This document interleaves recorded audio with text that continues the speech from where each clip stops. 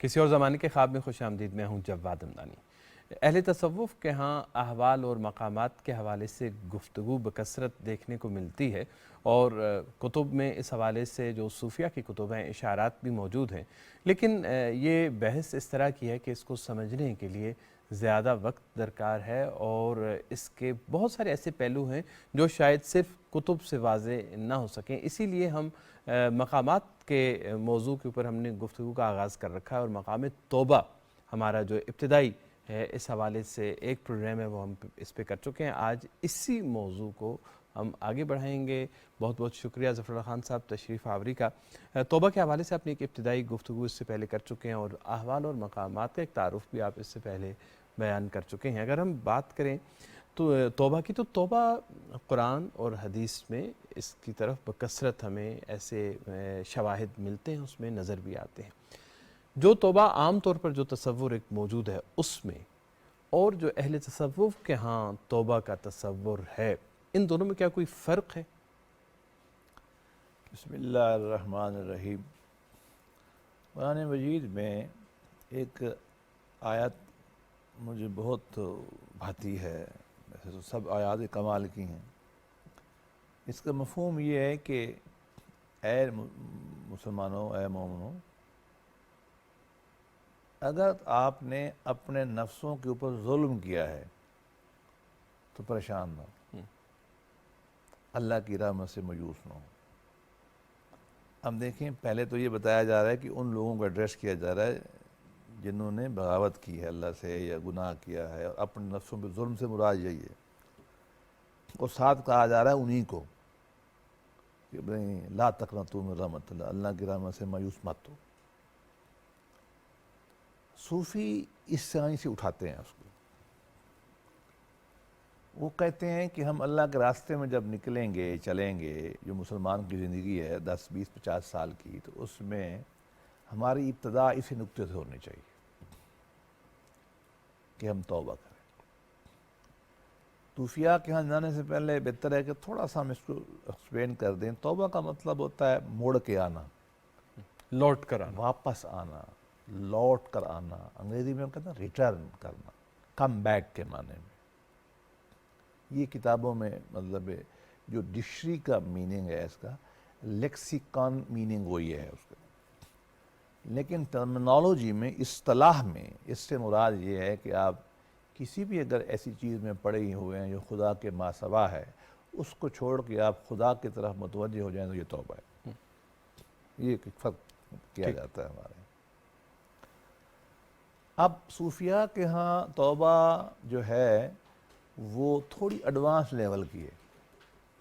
ہم اس عام ہمارے مفاہیم میں توبہ کی 3 4 کیٹیگریز کی جاتی ہیں۔ مثلا پہلے میں احساس کروں کہ جو میری کیفیت ہے یہ غلط ہے، جو میرا عمل ہے وہ غلط ہے، جو کچھ میں سوچ رہا ہوں، میں کر رہا ہوں، یہ غلط ہے، تو میں اس کو چھوڑوں۔ پہلا سٹیپ یہ ہے، بس یہ عام اس کو توبہ کافی سمجھا جاتا ہے عام مفاہیم میں۔ لیکن جو صوفیاء ہیں ان کے ہاں یہ کافی نہیں ہے۔ اچھا، وہ کہتے ہیں اس سے اگلا سٹیپ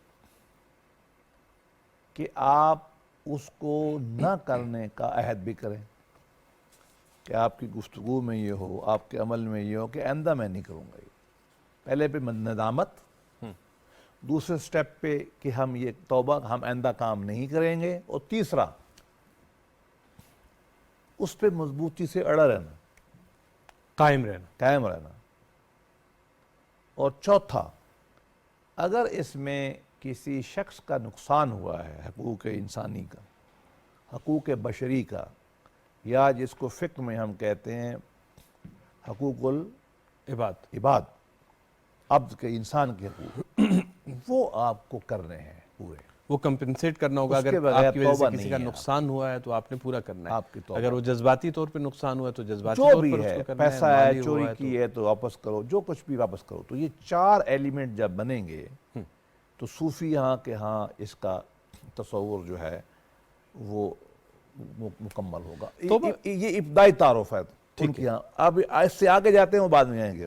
अच्छा, तौबा के हवाले से सूफिया की कुतुब में एक और चीज़ जो देखने को हमें मिलती है वो ये है कि तौबा की वो अक़साम भी बयान करते हैं, मुख्तलिफ़ किस्म की तौबा है, इनाबा है, तो इनमें ज़रा जो फ़र्क है वो उसकी तरफ इशारा फरमाते हैं। वो कहते हैं कि आम आदमी जब किसी गलती से छोड़ के अल्लाह का रुख करता है और उसका होके रह जाता है तो ये तो तौबा हो गई।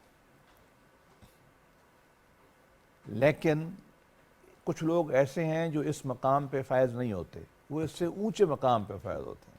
अनाबत के मफ़हूम में ना हम हज़रत जलालुद्दीन रूमी और हज़रत शाह शम्स रहमतुल्लाह अलैह का वो एक वाक़या ज़िक्र करते हैं जिसमें ये बात वाज़ेह होती है। मौलाना रूम और हज़रत शाह शम्स की जो मुलाकात है पहली, उसकी बहुत सारी किस्से कहानियाँ मशहूर हैं। वो अगर एक तरफ रख दें जी। कुछ चीज़ें ऐसी हैं जो इल्मी तौर पे साबित हैं, जो लिखी गई हैं, उनमें से ये इशू भी है। रूमी को एक इश्काल था कि नबी इस्तिग़फ़ार क्यों करते हैं। एक हदीस शरीफ में आता है कि नबी करीम सल्लल्लाहु अलैहि वसल्लम फरमाते हैं कि मैं दिन में 70 दफ़ा इस्तिग़फ़ार करता हूँ, 70 दफ़ा मैं अल्लाह से माफ़ी मांगता हूँ। रूमी ने शाह शम्स से पूछा कि आप मुझे बताएं कि क्या नबी जो हैं वो मासूम मिनल ख़ता हैं, क्या नबी गलती कर सकते हैं, क्या नबी गलती से पाक हैं, क्या कैसी है उनकी एक कैफियत। तो शाह शम्स ने फरमाया कि हमारे यहाँ नबी मासूम मिनल ख़ता हैं, नबी गलती नहीं करता। रूमी ने अगला सवाल ये किया, अगर नबी गलती नहीं करते तो हमारे नबी नबियों के सरदार होकर ये क्यों कहते हैं कि मैं दिन में 70 बार इस्तिग़फ़ार करता हूँ। अब ये मुश्किल बात है। ठीक, हम ये कह सकते हैं, नबी ये कह सकते हैं मैं अलहम्द पढ़ता हूँ, वो तो चलो अल्लाह की नेमतें हैं, आप करते चले जाएं। सुबह तस्बीह पढ़ता हूँ, सुबहान अल्लाह, बिल्कुल ठीक है, अल्हम्दुलिल्लाह, अल्लाहु अकबर, ये सब समझ में आती है। अस्तग़फिरुल्लाह समझ में नहीं आता। नबी मैं कहूँ तो समझ में आता है। नबी जब हम कह चुके कि वो गलती नहीं करता तो कैसे को कहेगा कि मैं माफ़ी मांगता हूँ। एक इल्मी से सवाल था। जो शम्स ने जवाब दिया वो बहुत रिवीलिंग है। वो सूफ़ी किस तरह इन चीज़ों को लेते हैं तो तौबा को, उसमें वज़ाहत जो ये अनाबत क्या होती है उसमें कहते हैं कि देखें, नबी हर लम्हे, ये शम्स का जवाब है, नबी हर लम्हे अल्लाह की तरफ इतना तेज़ी से जा रहा होता है कि जब वो मुड़ के देखता है कि मैं कल कहाँ था तो उसको एहसास होता है कि वो मकाम तो वो आला मकाम नहीं था जो आज है। उस मकाम के कम तर होने पे वो अल्लाह से कहता है अस्तग़फिरुल्लाह। उसे एहसास होता है कि कल कहाँ पे था और आज कहाँ अल्लाह और मुस्तहिक था।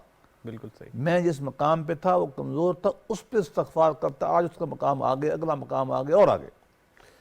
अब ये तौबा की आलमाना ताबीर नहीं है, ये तौबा की सूफियाना ताबीर है। और ये अनाबत है जो अम्बिया को और आला सूफिया को अवेलेबल होती है कि उनका रुख ही अल्लाह की तरफ है।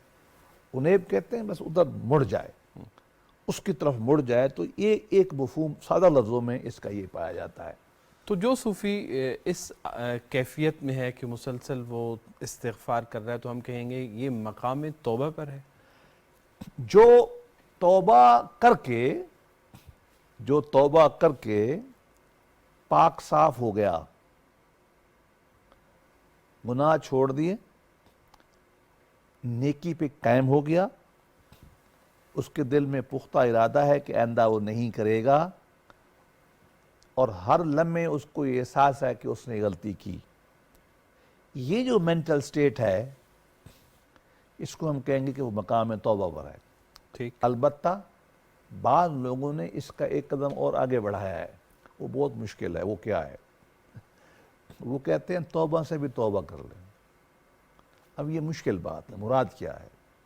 मुराद ये है कि आप इस सफ़र में इतने आगे चले जाएं कि वो जो पुरानी आपकी गलती है जिससे तौबा की है वो पर्ज हो जाए, वो निकल जाए, वो मौजूद ही न रहे आपके अंदर और आप इस ज़हन से निकल जाएं, अब आगे चले जाएं, आप इस एहसास से निकल जाएं कि कभी आपने गलती की।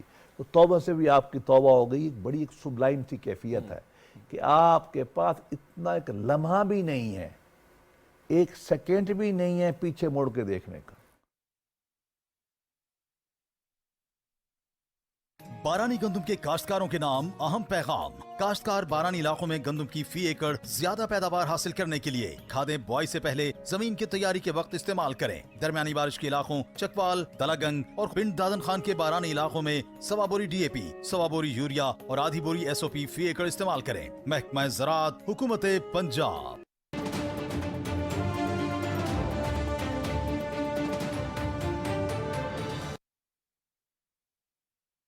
جس میں لوگ غلطی کریں گے اور توبہ کریں گے تو انسانی فطرت کا حصہ ہے. عام آدمی تو خاص طور پہ کرے گا, اچھا آدمی بھی یہ کام کر سکتا ہے. تو یہ ہوتا رہے گا. کرنا کیا ہے؟ کرنا یہی ہے کہ آپ پھر توبہ کر لیں.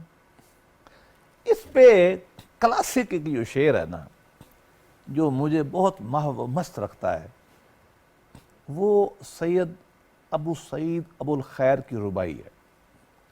لوگ کہتے ہیں کہ مولانا جلال الدین رومی کی ہے, ان کی نہیں ہے.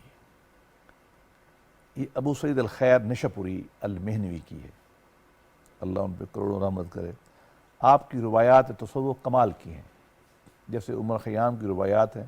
آپ کی تصوف میں غالباً سب سے مشہور یہی ہے. آپ نے اس بات کو شاعرانہ طور پہ واضح کیا ہے, جو آپ نے سوال کیا کہ ہم غلطی تو ہو جاتی ہے, توبہ کر لی ٹوٹ گئی, توبہ کر لی ٹوٹ گئی, کہ میرے سامنے تو ٹوٹے پیمانے بھرے پڑے ہیں, توبہ کی, پھر توڑا, پھر پیا, پھر توبہ کی. تو وہ سے وہ کہتے ہیں کہ ہم کیا کریں. وہ کہتے ہیں کہ باز آ, باز آ, ہر آنچ ہستی باز آ. آپ مجھے فارسی غلط پڑھنے پہ اور تلفظ غلط پڑھنے کے معاف کریں گے, کیونکہ آپ کا یہ میدان ہے. ہم آپ کو ملتانی انداز میں سنائیں گے. اس میں ایک خاص شیرینی ہے کہ واپس آ, واپس آ, اللہ کی طرح واپس آ. تو جو کچھ بھی ہے, جو کوئی بھی ہے, واپس آ. گر کافرو گبرو بت پرستی باز آ. اگر آپ بت کو پرست کرتے ہیں, آگ کو پرستش کرتے ہیں, جو کچھ بھی آپ کرتے ہیں, واپس آ جاؤ. اب وہ دلیل دیتا ہے اس کی. این درگہے ماں درگہے نومیدی نیست. ہمارا یہ جو در ہے, ہمارا جو آستان ہے, یہ نا امیدی کا آستان ہی نہیں ہے کہ آپ آئیں گے اور ہم تمہیں کہیں گے کہ آپ نے 2 دفعہ تو پہلے توبہ کی تھی, اب کیوں منہ اٹھا کے آ گئے ہو, واپس جاؤ. یہ تو ہم نے کہنا ہی نہیں ہے. این درگہے ماں, حسن دیکھیں, این درگہے ماں درگاہ نا امیدی نیست. یہاں نا امیدی نہیں ہے, یہاں امید ہے. اگلا مصرع وہ اس کا کرکس ہے, گر 100 بار توبہ شکستی باز آ. اگر آپ نے 100 بار بھی توبہ توڑ دی ہے, واپس آ جاؤ. تو یہ صوفیاء کے ہاں یہ تصور نہیں ہے کہ توبہ توڑی کیوں ہے. لیکن بعض ایسے ہمارے پاس توڑو آ جاؤ, توڑو آ جاؤ.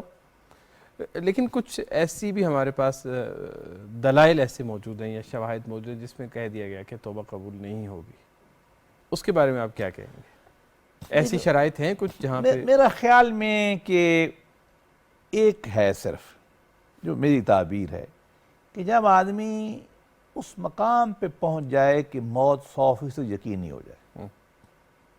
وہ قرآن مجید سے ایک مثال ملتی ہے غالباً, ورنہ اگر وہ ایک لمحہ بھی زندگی کا اس کا ہے اور وہ شعور میں ہے تو توبہ اللہ کے ہاں واپسی کا راستہ کھلا ہے ہر وقت. لیکن حضرت موسیٰ علیہ السلام کے قصے میں قرآن مجید میں یہ آتا ہے کہ فرعون نے جب ڈوبنے لگا, واقعہ سب کو پتہ ہے, جب ڈوبنے لگا تو بالکل پانی جب یہاں تک آ گیا نا, اور جب وہ کراس کر رہے تھے حضرت موسیٰ کے پیچھے, اللہ پاک نے مہربانی فرمائی اور حضرت موسیٰ علیہ السلام ان کے 12 قبیلے نکل گئے پانی سے, اور یہ پیچھے آیا فوج تھی تو پانی چل پڑا. وہ جو بھی تعبیر آپ کریں, جب مرنے لگا نا تو اس نے یہ کہا, قرآن مجید میں آتا ہے آمنت برب موسیٰ و ہارون, کہ میں ایمان لاتا ہوں موسیٰ اور ہارون علیہ السلام کے نبی پر. اس وقت ہماری تعبیرات کے مطابق اللہ نے اس کی توبہ قبول نہیں کی، جو کہ وہ بالکل ہی، اب وہ مطلب توبہ میں کچھ تو ایلیمنٹ ہو نا آپ کی نیت کا، کچھ تو احساس ہو نا آپ کو، ورنہ اس کے علاوہ نہیں۔ آپ غلطی کریں، زندہ ہیں، توبہ ہو جائے گی، دوبارہ ہو جائے گی، دوبارہ ہو جائے گی۔ ایک یہ الگ بحث ہے کہ ہم کہیں گے کہ آپ اس کو کمپنسیٹ کریں، لیکن توبہ نہ ہونے کا غالباً میرے علم کے مطابق یہ ایک ہی موقع ہے جو قرآن مجید سے ثابت ہے۔ اس کے علاوہ ہم نے دیکھا قتل کر لیے، شرک کر لیا، جو بھی آیا اللہ کے نبی نے قبول کیا اس کو۔ توبہ کا کوئی طریقہ کار بھی متعین کیا گیا ہے صوفیہ کے ہاں خاص طور پر کہ توبہ جو ہے وہ کس طرح سے کی جائے؟ دیکھیے توبہ بنیادی طور پر ایک نفسی کیفیت ہے، احساسی کیفیت، ایک فیلنگ اور ایک شعور کا نام ہے نا۔ صوفیہ کے یہاں بھی اسی مفہوم میں آتا ہے کہ آپ کو احساس ہو کہ آپ نے غلطی کی اور آئندہ آپ غلطی نہ کرنے کا عہد کریں اور اس پہ شرمندہ رہیں عمر بھر، کیونکہ اللہ کو یہ بات بڑی پسند ہے شرمندہ رہنا۔